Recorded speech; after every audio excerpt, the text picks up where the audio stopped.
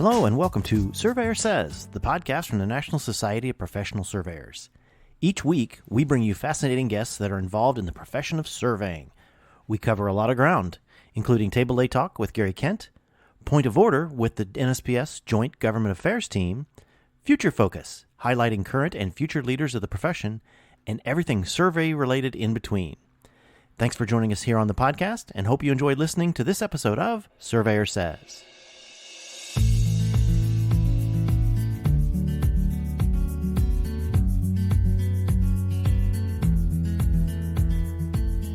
Good evening and welcome to another episode of Surveyor Says.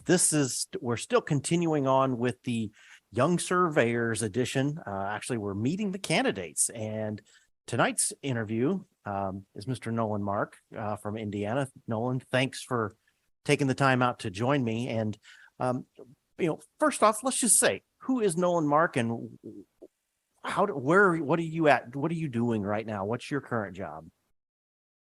Well, first off, Tim, thank you, as always, for having me on and giving us this opportunity, especially the YSN. It's always great for us to get out in front of not just, our YSN, but NSPS in general. So as you stated, I'm in Indiana. So specifically, I'm in Fort Wayne, Indiana, which is in the northeast part of the state.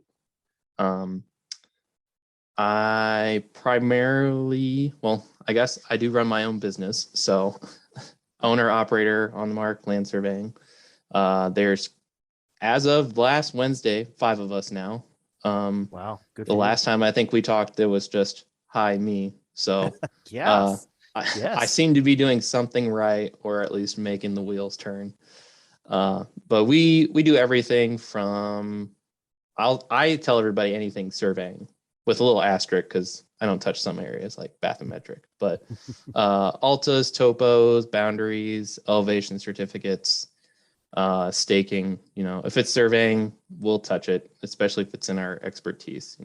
We don't do major subdivisions. We'll do minor plats, but we're well-rounded, but we're good at what we do. Very nice. So how did you get to this point now where you're running your own business? I mean, tell us a little bit about your college experience, and then coming up to the point where you were working professionally, and then made this leap off into your own business.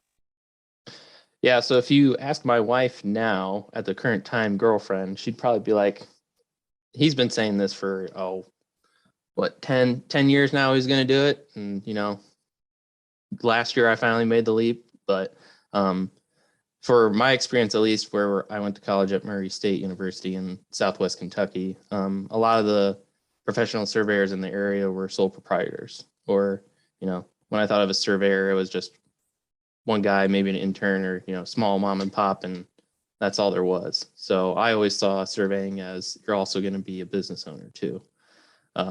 So it's always been engraved in the back of my mind. I've worked anywhere from a large 500-person firm with multiple offices to smaller companies that have 10, maybe 5 people. So the wide range and wide variety, you see it all from nitty gritty to you're just a cog in the gear. So not that there's a plus or minus to either or. I mean, both have their advantages. And when I started my business, one of my previous owners, they never thought they would get as big as they did. So I have an idea of how big I want to get. I will say I do not want to be 500 people. If I could control a 500-person firm, I am a miracle worker at that point. But I think around 20 would be for me. But yeah, and just as far as getting started, there's just the demand. People were 6 to 8 weeks, 12 weeks out for boundary surveys, altas. I'm licensed in 3 states, working on my 4th one at the moment. So I can pretty much go in a wide 2-hour area, plus all across the states when need be. So I can fit the demand for people when they need it. Very nice. Well, let's take a step back, I guess, from the occupation side to your volunteerism, and you have been very involved in the Young Surveyors Network at both the state and national level. So tell us a little bit about what interests you about getting involved in the YSN and why it's a critical part of the profession and advocacy going forward. So for YSN specifically, getting involved, I wanted to bridge that gap. When I was in college, it was you're going to the chapter meetings, you are going to the convention or conference or institute, as those Wisconsin people say it there. I got to give Nettie a hard time for that one, but you're always involved. And it feels like as soon as you get out of college, you know, that associate member, as some people label it, does not get the attention that I think it could get from a lot of people our age. I'll put an asterisk on that, just not our age, just since YSN doesn't technically just cover 35 and younger, it's people 10 years and into the industry. That's a prime time to develop and turn into the surveyor you want to be, or at least get exposed to whatever you want. So when I started off post college, my bosses and even some of the places I worked, the project managers, they didn't really push getting involved. I think at the time when I first heard about YSN, they kind of just called it a young professionals group and it never took off. So, right. 2 or 3 years later, I kind of was scrolling through Instagram and start seeing, surveyors come up randomly. And it's like, whoa, there are other people out there like me that like to geek out and nerd out. So I just approached the board, said, hey, can I do this? Or, do you think this is something we should get involved with? And it was like, well, if you want to do it, do it. Nobody's going to stop you from doing it. So I just rolled with it and never looked back. Very good. Very good. So I guess that leads to the next question of, well, you're a young sole proprietor, you're busier than heck. Why throw your hat in the ring here for an officer position within YSN? I mean, what motivates you to want to do even more than what you're already doing? Surprisingly enough, the more and more you get involved and you keep taking it to the next level, you hear about other states that aren't doing as well either. Or, you come to the table and there's 16 to 30 people maybe. And, in the back of my mind, I think there should be 50, just like the NSPS board of directors. Why can't there be someone from every state, whether they're virtually or in person? Every state has this issue. We all bicker about the same things when it comes to licensure and all the laws and everything else, but we're just another piece in the puzzle. And honestly, for us, it's the most important because I have to do this hopefully for another 25 years or so until I feel like hanging it up. I don't want to go to 80. I promise I won't go to 80 or anything. At least I tell my wife that, but I've developed so many relationships within YSN that have helped me on the state side and even on my personal level. But the less and less there is of us, the more important it is to reach out to one another and break those quote unquote boundaries or state lines and realize we all have the same issues, and it's easier more than ever now. Exactly. Well, very good. All right. Well, last couple of questions are a little more philosophical, but the first one is going to be, how does the surveying profession adapt for the current young and future generations of surveyors? How do we make the profession more attractive, more visible, and something that young people will want to get into? So maybe I'll offer a unique perspective, or maybe I won't, but I like traveling down two-way streets. I don't do a one-way street, and I keep that same mentality within my company. I can learn something from anybody. So I know a lot of people, mentoring is a big topic. But just because you're a mentor doesn't mean you have all the answers. And as long as you reciprocate that, you can learn something from anybody. In my experiences, I know some people are like, sit down, shut up and take your turn. You'll get your turn when it is, or you just need to listen for a little while because it's my turn to speak. And maybe that's because if it was a generational gap or those baby boomers are coming out. There were so many of them that the next generation below them didn't get the attention that they wanted. But the less and less of us, there needs to be a lot of more asking those younger people, how do you get involved? What interests you? Like I said, social media earlier is a big one for me, at least. That's why I help with the YSN social media now, because it's free marketing, it's free advertising. You get out there. I mean, you don't pay a dime. You just have to show yourself. So, and other than that, I mean, the industry itself, it's booming. So technology, it's easier to pick up a phone now. Like my 5-year-old or 6 or 4-year-old probably knows a phone better than I do, or a tablet, or how to do anything. And I see that with my intern, you know, they pick up everything so much faster than you would expect someone older or seasoned to learn something, just because it's engraved with them now. How we learn is a lot different than we did 10, 20, 50 years ago. And it's just going to keep changing that way. Exactly. Well, you kind of answered what was going to be my last question, is how do we bridge those gaps between the generations of surveying? But I guess talk a little bit about the communication and the technology and what each generation brings to the table for the whole profession as a whole. Yeah, I guess I did kind of answer that one, but listening has been the biggest part of my career. When I was just an SI, you know, I was not a big fan of micromanaging. And like I said, I reciprocate that in my business every day, but just the way we communicate, whether it's email, in person, like this, you and I Zoom today, the listening, reciprocating is just always going to be the big thing for me. Exactly. Well, very good.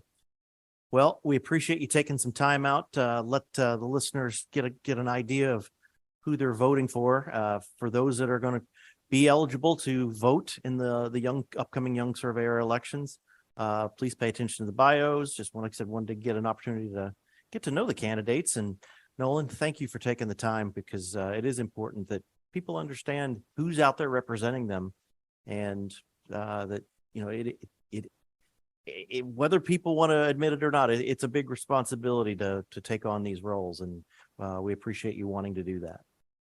Well, thank you, Tim. All right. Well, that'll wrap it up for myself and Mr. Mark here. So stay tuned for the next one up.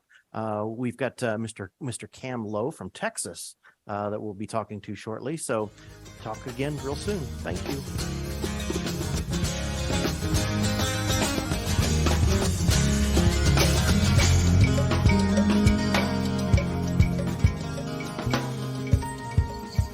Joining me today is another candidate for NSPS Young Surveyors Network Vice President. And actually, I think you're probably the only one that we're talking to. Cam Lowe today from Texas. I think Cam might be the only one out of all of the young surveyor candidates. He's actually a returning guest to Surveyor Says. It's been a little bit since we had you and your brother Ben on, but and I still think back to that episode, and I laughed the whole flipping time. You and your brother are just cracking me up. So welcome, Cam. How are you doing today? Hey, Tim, I'm good. Thank you for having me. I appreciate that. All right. Appreciate that entrance there. Oh, well, no. So well, like I said, we had fun with that episode, and it really showed the dynamic, not of just, you know, the whole media of podcasting, but really what the profession at a younger age, a younger generation, a younger interest level, that it is something that really can be shared. And I've had several people tell me that how much they enjoyed that episode and really what it meant to hear the enthusiasm about the profession from not just one, but two young individuals that really enjoy what they're doing. That's awesome. That's great to hear, man. I mean, that means a lot to me, and I'll pass that along to Ben for Yes, sure. please do. Please do. Yeah, we Well, thoroughly enjoyed our time, so it was well, good. tell us for those who didn't hear the episode and not, and I I'll plead with you to go back and listen because it was a hoot. Tell us a little bit about yourself, Cam, and what you're doing now, and how you got involved with YSN at both the state and the national level. Sure. So it's already been said, but I'm Cameron Lowe. Most people call me Cam. I'm a proud Texan, and it doesn't take long to realize that, especially at those national meetings. I'm uh, I'm a second generation land surveyor. I'm an identical twin. I am older by 3 minutes, so that's important. So remind Ben next time you see him. But yeah, like I said, I'm a second generation land surveyor, so I've been around it my whole life.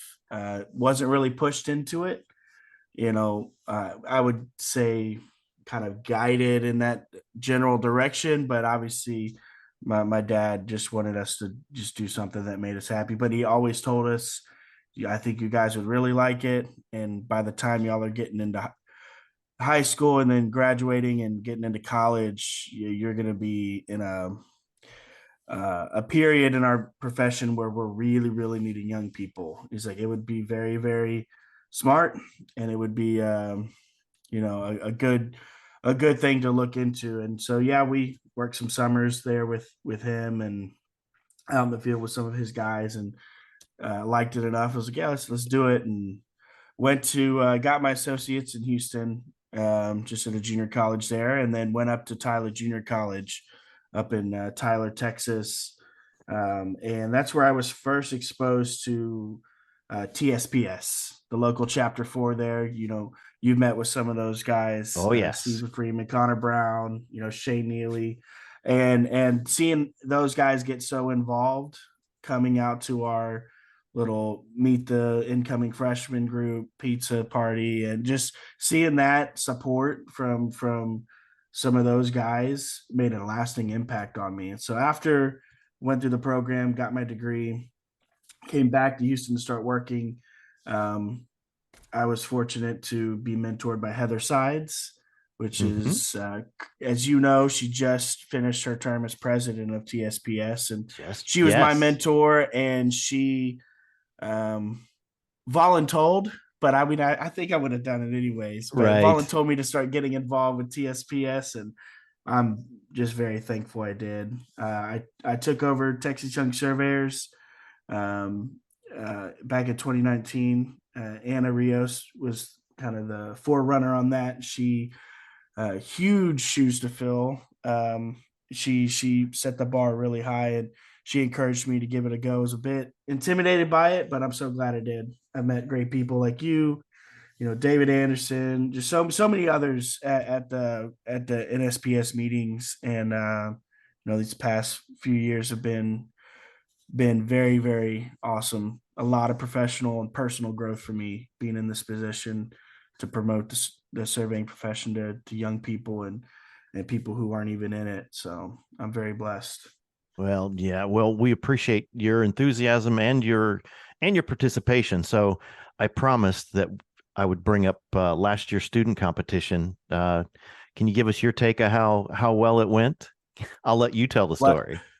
blood, sweat, and tears. So I think this is the first time we had this format on the student competition, It which is. I loved it. Excuse me. During the middle of it, so we went on a monument hunt all across the DC area. We even we even went, and each monument had a different point value. All like the super dense clustered ones there in the mall area were just like 1 point each. And Mm-hmm. the young surveyor coordinator was, you had one per college group of kids there, and they would be the scorekeeper. They would use an app that was developed, GIS space app, to take a picture, record it, log it for their team. Anyways, we I was just along for the ride. They had it all planned out, and I'm just so thankful I had tennis shoes that day. Because even then, by the end, I think my Apple Watch told me 13 and a half miles I walked that day. Oh yes. I don't even, it felt like 50. By the end of the day, my feet were just swollen. It felt like I was stepping on needles, and all these young college kids. I say young; they're younger than me for sure, but they're just, come Yeah. on, let's go, we're almost there, and they were awesome. The Texas A&M Corpus Christi kids. I mean, I had so much fun. I wasn't really noticing it, but man, when I got back to the Right. hotel that night, I was everyone was going to the social, everything like that. Man, I went to the bar, got a hamburger and a drink, and I went back to my room and I just sat there and just sat in the quietness, and I tried my best to ice my feet. But it was a fun experience all around. I'd do it again. It was super cool. Got to see some really cool old monuments, stone monuments, a lot Oh of cool yeah. stuff. So not my proudest moment, but No, no. It's it is fun what to it rib you is. It about makes it. for, oh yeah, the guys remind me about it all the time. So I'll be back and better for this coming spring. All right. Guarantee that. Well, that's good. Well, obviously, it didn't deter you for throwing your hat in the ring for an officer position with the uh, National Young Surveyors. I guess what's your motivation? I mean, you're like like a lot of people in the profession right now. You're up to your eyeballs in work. I'm glad to hear you're taking a little time for yourself over the holidays, but everybody's busy, and you're definitely no exception. What drives you to want to throw your hat in the ring to be involved that much more at even a national level? What drives that passion?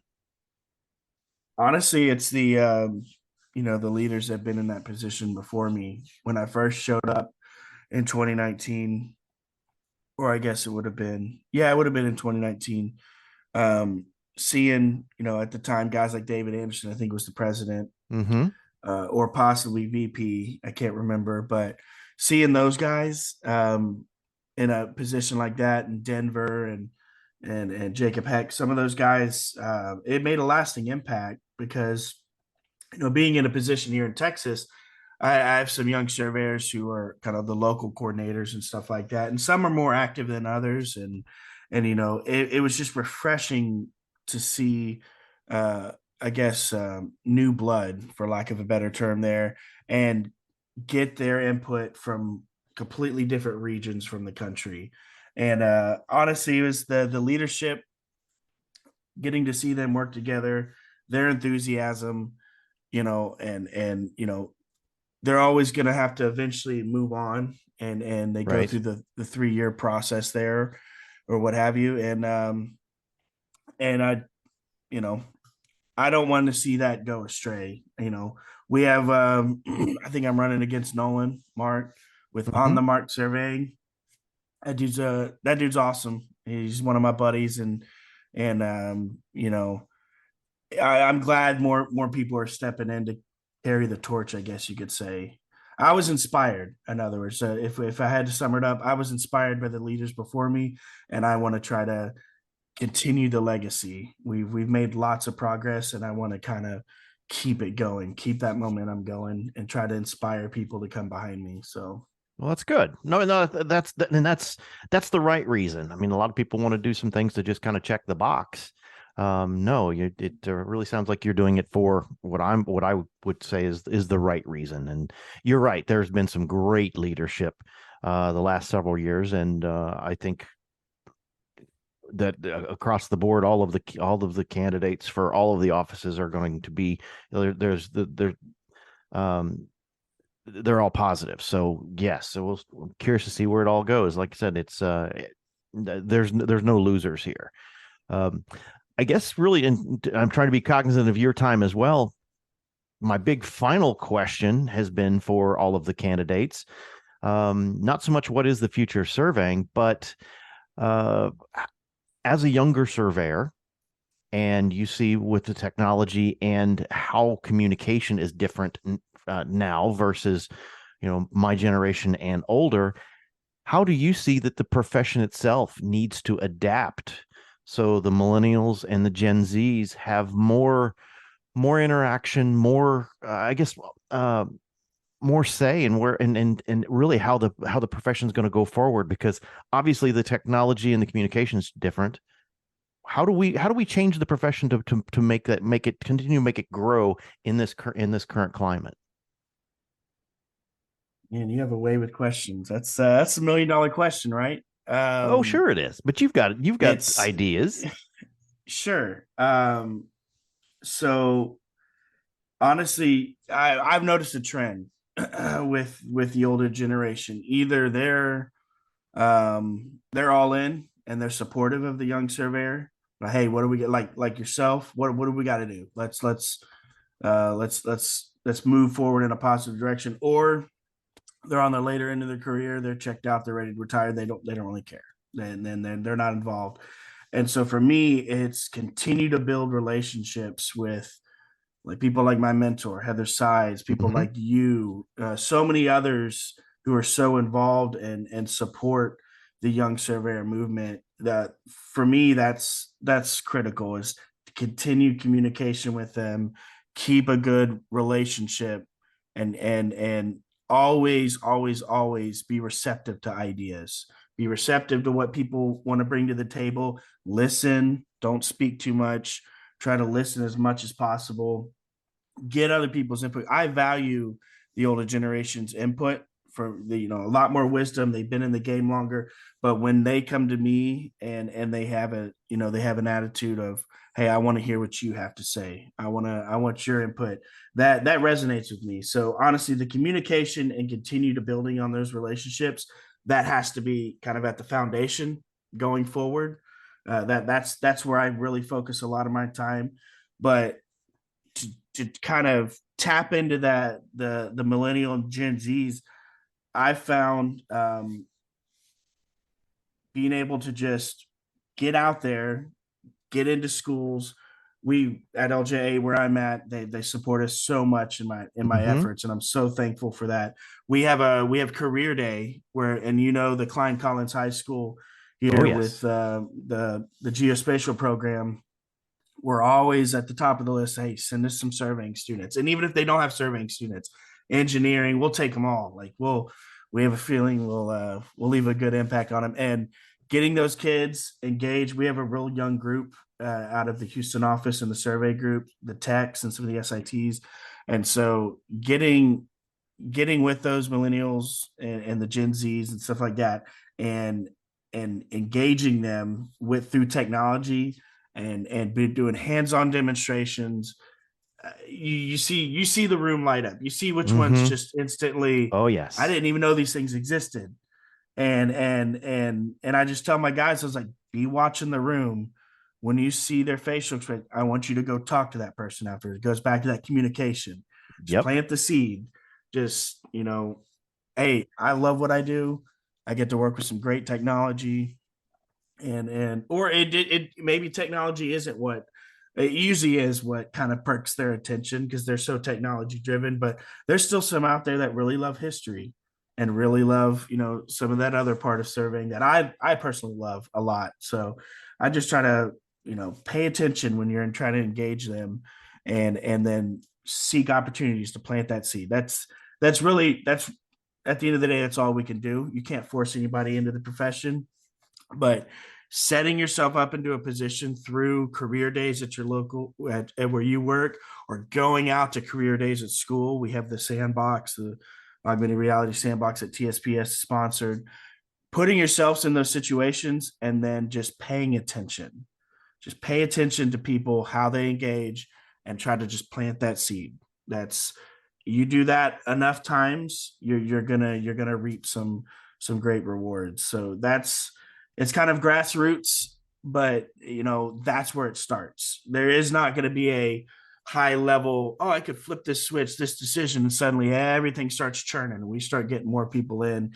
It takes communication with the older group, and it takes communications from us going to these Gen Z kids, and communicating again, and showing support and passion, like I'm sorry, I said older, the more seasoned group does with us. So yes. But I'm kind of rambling at this point, but I think I think stick to the fundamentals. For me, that's what works. And if something else comes along, an opportunity for me, this is an opportunity. This is to step up into a leadership role. This is a higher than the grassroots type fundamental stuff. This is okay. Well, this is a platform. Now, how am I going to use it? Right. Or how are the others going to use it? Whoever gets elected. So that's stick to fundamentals for me is what that's where you got to get out there. You got to battle in the trenches. That's where you get the most results, I feel. So No, we've been doing in Texas, and it seems to be working. So you bet. No, well said. Very well said. Bottom line is I agree. I think the future of surveying is actually bright, and that we do have a lot of potential, a lot of, we got to course correct as we go along, but it's having the young, bright minds like yourself that can be out in front and help lead that charge. All right, people, ballots are out. Let's look at them both, figure it out what you want to do. But the most important thing is vote. And we need to be able to put our strong people in there. And I think you've heard a strong one today as well. So Cam, thank you for your time. And I hope you enjoy hopefully some of your holiday time off. And, at a minimum, I look forward to seeing you in Arlington again in the spring. And hopefully, the walking of the monuments goes a little better this time. Well, yeah, definitely, man. I'll be there. And then the FIG thing around the corner as well. Yep. It'll be here before we know it. I plan to be there too. So I'm looking forward to it. Thank you so much for your time, Tim. Thank you for what you do. Oh, you're welcome. Thank you for that open line of communication. I appreciate it.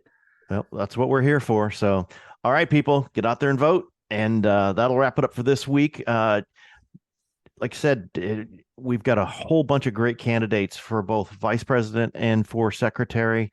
Take a good look at them. Like I said, there are no dogs in this bunch, but they're all good people. But the most important thing is to vote. So we'll talk to you soon. Thank you.